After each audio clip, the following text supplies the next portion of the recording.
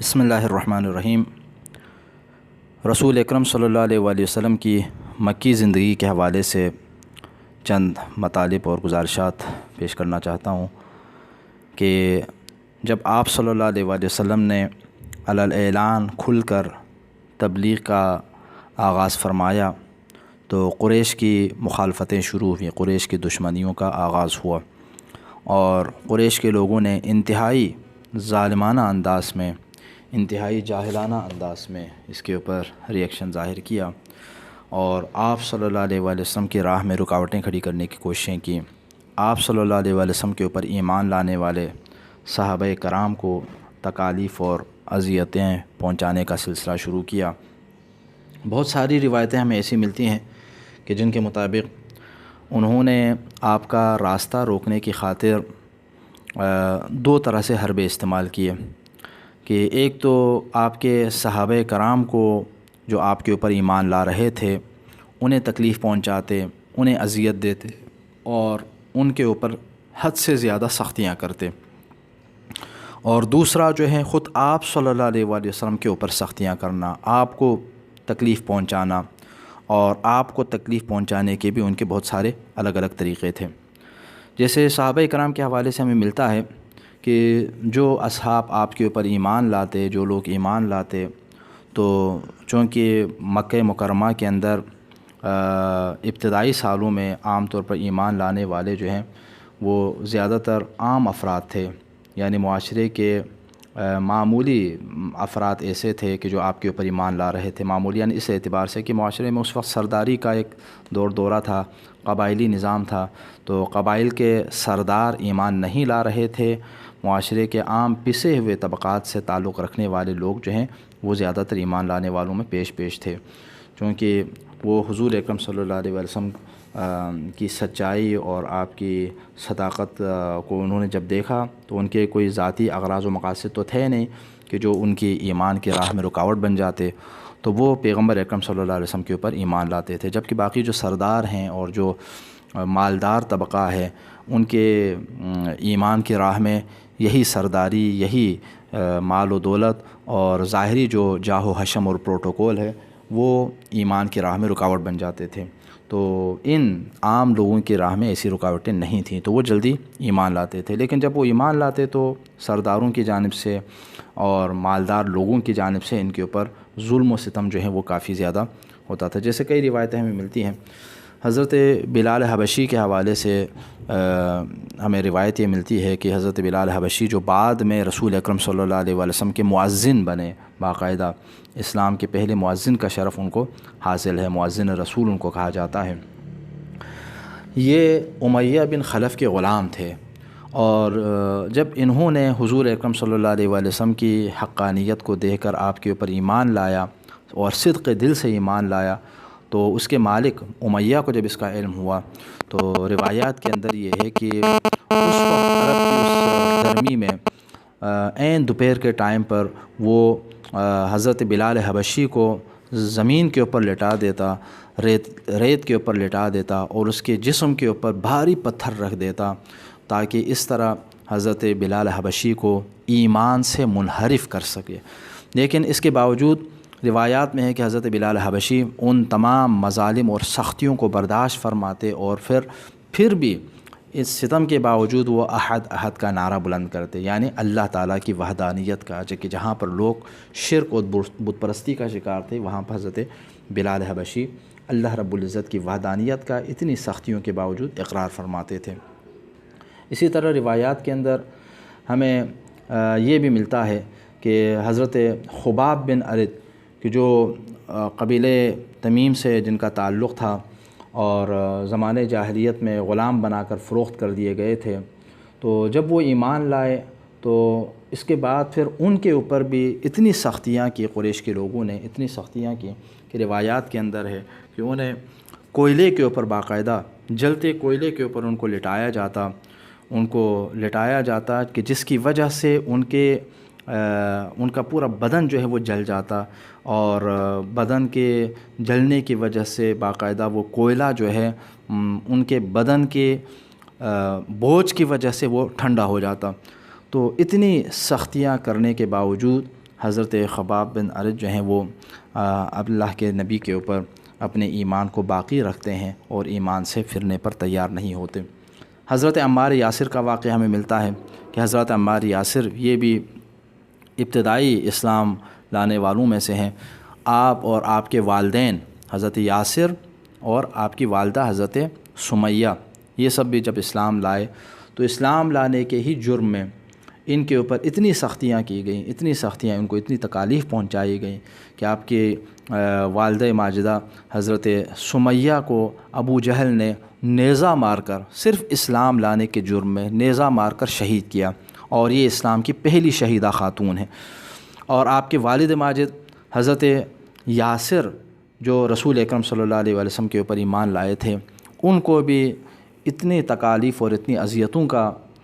سامنا کرنا پڑا، اور اتنا ان کے اوپر ظلم و ستم کیا کہ وہ اسی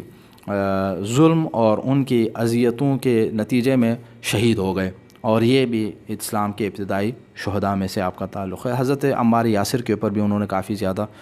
ظلم و ستم کیا، اور آپ کو انہوں نے مارا پیٹا، لیکن آخر کار حضرت عمار یاسر نے بہرحال اپنی جان بچانے کی خاطر جو ہے کچھ ایسے ظاہری طور پر ایسے کلمات ادا کیے کہ جس سے قریش آپ کو چھوڑ دیں، یعنی جس سے ان کو یہ احساس ہو کہ انہوں نے گویا کہ دین اسلام چھوڑ دیا ہے اور وہ دوبارہ سابقہ دین کی طرف وہ چلے گئے ہیں۔ تو جب اس کی خبر رسول اکرم صلی اللہ علیہ وسلم کو ملی تو رسول اکرم صلی اللہ علیہ وسلم نے بعض روایت کے مطابق ارشاد فرمایا کہ نہیں، عمار یاسر مومن ہیں اور ایمان ان کے گوشت اور خون اور پورے وجود میں شامل ہے۔ اور پھر اس کے بعد خود عمار یاسر روتے ہوئے حضور اکرم کی خدمت میں تشریف لائے اور معذرت بھی کی اس معاملے پر۔ تو اس موقع پر اللہ تعالیٰ کی جانب سے آیت کریمہ نازل ہوئی جس میں آپ کے ایمان کی ایک لحاظ سے تصدیق اللہ تعالیٰ نے فرمائے کہ من کفر باللہ من بعد ایمانہ الا من اکرہ وقلبہ مطمئن بالایمان، جس نے اللہ پر ایمان لانے کے بعد کفر کیا تو اس پر اللہ کا غضب اور عذاب عظیم ہے، لیکن جسے مجبور کیا جائے اور اس کا دل ایمان پر مطمئن ہو تو اس پر کوئی گرفت نہیں، اس پر ان کے اوپر جو ہے کوئی گناہ نہیں ہے۔ یعنی وہ اپنی جان بچانے کی خاطر اگر وہ اپنے ایمان کو اگر مخفی کر دے تو اللہ تعالیٰ نے واضح طور پر فرمایا کہ ان کا ایمان ضائع نہیں ہوا بلکہ اس پر کوئی حرج نہیں ہے۔ تو حضرت عمار یاسر نے اس طرح اپنی جان بچائی، لیکن ان کے والدین بہرحال شہید ہو گئے۔ تو اسی طرح حضرت صہیب رومی ہیں، ان کے حوالے سے ہمیں ملتا ہے کہ ان کے اوپر ظلم و ستم کیا جاتا تھا۔ حضرت ابو فقیہ ہیں، حضرت لبینہ ہیں، اور بعض حضرت زنیرہ ہیں، یعنی کچھ کنیزیں ایسی ہیں کہ جو رسول اکرم صلی اللہ علیہ وسلم کے اوپر ایمان لائی تھی، تو ان کے مالکوں کی جانب سے باقاعدہ ظلم و ستم ان کے اوپر کیا جاتا تھا، انہیں تشدد کا نشانہ بنایا جاتا تھا تاکہ وہ اسلام سے پھر جائیں۔ اچھا، یہ تو صحابہ کرام کی بات کہ جن کے اوپر سختیاں کرتے تھے وہ لوگ تاکہ پیغمبر اکرم صلی اللہ علیہ وسلم کے مشن کو آگے بڑھانے سے یہ لوگ روک سکیں اور آپ کی طرف ایمان لانے والے لوگوں کا راستہ روک سکیں، کہ باقی لوگ جب ان کی حالت دیکھیں تو خوف زدہ ہو کر ایمان لانے سے رک جائیں۔ لیکن ظاہری بات ہے کہ جن لوگوں کے دلوں میں ایمان ایک دفعہ جب بیٹھ جائے تو پھر وہ ایمان سے پھرتے نہیں تھے، کیونکہ آپ کی حقانیت کو دیکھ کر وہ ایمان لا رہے تھے۔ اب اس کے بعد پھر ظاہری طور پر پہنچنے والی سختیوں کو وہ برداشت کرتے تھے۔ اچھا، یہ ظلم و ستم کا سلسلہ صرف صحابہ کرام کے ساتھ نہیں تھا بلکہ خود آپ صلی اللہ علیہ وآلہ وسلم کے ساتھ بھی ان کا جو برتاؤ تھا، ان کا جو سلوک تھا وہ انتہائی ظالمانہ تھا، کہ جیسے ہمیں روایات کے اندر ملتا ہے کہ رسول اکرم صلی اللہ علیہ وآلہ وسلم جب کبھی کہیں تشریف لے جاتے اسلام کی تبلیغ کے لیے تو آپ کے چچا ہیں ابو لہب، کہ جو پیغمبر اکرم کے پیچھے پیچھے جاتا اور جہاں جہاں حضور اکرم صلی اللہ علیہ وآلہ وسلم تبلیغ فرماتے، لوگوں کو دعوت توحید دیتے، تو یہ ابو لہب جا کر ان لوگوں کے سامنے یہ کہتا کہ نہیں، یہ میرا بھتیجا ہے اور نعوذ باللہ یہ دیوانہ ہو گیا ہے، تم لوگ ان کی باتوں میں نہ آ جائیں۔ تو اس طرح لوگوں کا راستہ روکنے کی کوشش کرتا، اور یہ اپنے ظلم اور اپنے اس پیغمبر اکرم کو ستانے میں پیش تھا۔ نہ صرف یہ خود بلکہ اس کی بیوی بھی، اس کی زوجہ بھی، کہ جو باقاعدہ پیغمبر اکرم صلی اللہ علیہ وآلہ وسلم کو انتہائی تکلیف پہنچاتا اور حضور اکرم صلی اللہ علیہ وآلہ وسلم کو نشانہ بناتی، اور وہ پیغمبر اکرم کی راہ میں کانٹے بچھاتی تھی۔ جمیل جن کو کہا جاتا ہے، تو وہ پیغمبر اکرم کے راہ میں کانٹے بچھاتی، اور حضور اکرم صلی اللہ علیہ وسلم کو وہ چونکہ ہمسائے بھی تھے، ان کا گھر ملا ہوا تھا، تو اس لیے پیغمبر اکرم جب گزرنا چاہتے تو راستے میں کانٹے بچھا دیتی، اور اسی طرح ابو لہب جو ہے وہ آپ کو ستاتے۔ تو قرآن کریم نے بھی بہرحال سورہ تبت، سورہ لہب کے اندر جو ہے ان کی مذمت فرمائی، تبت یدا ابی لہب وتب ما اغنی عنہ مالہ وما کسب سیصلی نارا ذات لہب وامرأتہ حمالۃ الحطب۔ نہ صرف ابو لہب کے بلکہ اس کی زوجہ کی مذمت میں بھی اللہ تعالیٰ نے سورہ لہب کے اندر آیات نازل فرمائے اور ان کی شدید مذمت فرمائی کہ جو ظالمانہ رویہ وہ اختیار کرتے تھے۔ اسی طرح حضور اکرم کو تنگ کرنے میں باقی سرداران قریش بھی پیش تھے، جن میں کئی لوگوں کا ہمیں نام ملتا ہے۔ حکم بن ابی العاص ہے، عقبہ بن ابی معیط ہے، اور اسی طرح عدی بن حمر الثقفی ہے، اور باقی لوگ۔ جیسے عقبہ بن ابی معیط کے بارے میں ہمیں ملتا ہے کہ ایک دن رسول اکرم صلی اللہ علیہ وسلم مسجد الحرام میں نماز پڑھ رہے تھے، اور آپ سجدے میں تشریف لے گئے، تو جیسے ہی آپ سجدے میں گئے، حضور اکرم صلی اللہ علیہ وآلہ وسلم کے سر مبارک کے اوپر اونٹ کی اوجڑی لا کر انہوں نے پھینک دی، جس کی وجہ سے حضور اکرم صلی اللہ علیہ وآلہ وسلم کے پورے بدن مطہر کے اوپر اوجڑی کے آثار۔ تو آپ اسی حالت میں جب آپ کی بیٹی حضرت فاطمہ الزہرا سلام اللہ علیہا کو جب اس کا علم ہوا تو آپ روتی ہوئی آئی، اور آنے کے بعد اپنے بابا کے بدن سے اس کو ہٹایا اور اپنے بابا کو آپ اپنے ساتھ اپنے گھر لے گئیں۔ تو یہ ظالمانہ سلوک قریش کے لوگ کر رہے ہیں تاکہ پیغمبر اکرم صلی اللہ علیہ وآلہ وسلم جو اسلام کا پیغام پہنچا رہے ہیں اس کی راہ میں رکاوٹ بن سکیں اور آپ کو اس طریقے سے روک سکیں۔ اسی طرح ہمیں ایک اور روایت کے اندر ملتا ہے کہ نبی کریم صلی اللہ علیہ وآلہ وسلم ایک مرتبہ مسجد الحرام کے اندر ایک اور موقع پر باقاعدہ نماز پڑھ رہے تھے، تو اتنے میں ابو جہل آتا ہے، اور ابو جہل آ کر حضور اکرم صلی اللہ علیہ وسلم کی شان میں گستاخی کرتا ہے، اور وہ حضور اکرم صلی اللہ علیہ وسلم کے گردن میں باقاعدہ ایک کپڑے کے ذریعے آپ کی گردن کو دبانے کی کوشش کرتا ہے، اور آپ کو انتہائی سختی کے ساتھ وہ آپ کے ساتھ وہ پیش آتا ہے۔ تو اس کا بھی جب بعد میں حضرت رسول اکرم صلی اللہ علیہ وآلہ وسلم کے باقی جو ساتھی ہیں ان کو جب اس کا علم ہوا تو وہ انتہائی اس سے ناراض ہو جاتے ہیں۔ حضرت حمزہ جو رسول اکرم صلی اللہ علیہ وسلم کے چچا ہیں، اس وقت تک وہ ایمان نہیں لائے تھے، وہ جب شام کو واپس آئے شکار کے لیے گئے ہوئے تھے، جب انہیں اس بات کا علم ہوا کہ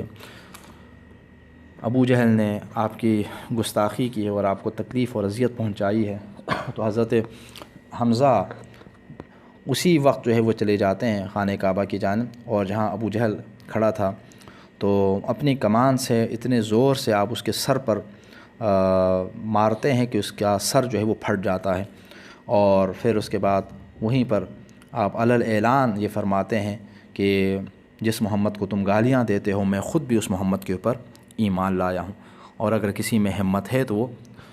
میرا راستہ روکنے کی کوشش کریں۔ تو بہرحال ابو جہل وہاں پر کچھ نہیں کر سکا۔ تو اس طرح باقاعدہ حضور اکرم صلی اللہ علیہ وسلم کا راستہ روکنے کی یہ لوگ کوشش کرتے، آپ کو اذیتیں دیتے، آپ کو تکلیف پہنچاتے۔ اسی طرح اخنس بن شریق جو ہیں وہ بھی رسول اکرم کو ستانے والوں میں پیش تھا۔ قرآن کریم نے تو باقاعدہ اس کے اوصاف بھی بیان کیے، اس کی خصلتوں کا، اس کے کردار کا اندازہ بھی ان آیات کریمہ سے ہوتا ہے کہ جیسے وَلَا تُطِعْ كُلَّ حَلَّافٍ مَّهِينٍ حَمَّازٍ مَّشَّاءٍ بِنَمِيمٍ مَّنَّاعٍ لِّلْخَيْرِ مُعْتَدٍ عَثِيمٍ عُتُلٍّ بَعْدَ ذَلِكَ زَنِيمٍ۔ تم بات نہ مانو کسی قسم کھانے والے ذلیل کی جو لان تان کرتا ہے، چغلیاں کھاتا ہے، بھلائی سے روکتا ہے، حد درجہ ظالم ہے، بد عمل اور جفاکار ہے، اور اس کے بعد اس کی اصل بھی بد ہے۔ تو اس طرح اس کی مذمت کیوں؟ چونکہ وہ اللہ تعالیٰ کے نبی صلی اللہ علیہ وآلہ وسلم کو تکلیف پہنچاتا تھا۔ اسی طرح اور ہمیں باقاعدہ روایات کے اندر یہ ملتا ہے کہ قریش کے لوگ حضور اکرم صلی اللہ علیہ وسلم کو تکلیف پہنچاتے اور ان کا مقصد یہی تھا کہ پیغمبر اکرم صلی اللہ علیہ وسلم کا راستہ روکیں، آپ کے صحابہ کرام کو. جیسے حضرت مصعب بن عمیر کے بارے میں بھی ملتا ہے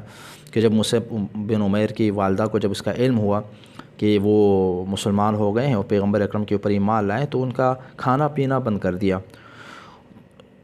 تو یہ حالت پہنچی. تو لیکن اس کے باوجود جو ایمان لانے والے تھے، جن کے دلوں میں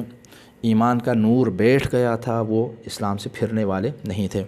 بہرحال حضور اکرم صلی اللہ علیہ وسلم کو کافی تکالیف کا، مشکلات کا سامنا کرنا پڑا اسلام کی تبلیغ کے سلسلے میں، لیکن ان کے باوجود تمام مشکلات کو برداشت فرماتے ہیں تاکہ اسلام کا پیغام امت تک پہنچے، انسانوں تک پہنچے، ہم تک پہنچے.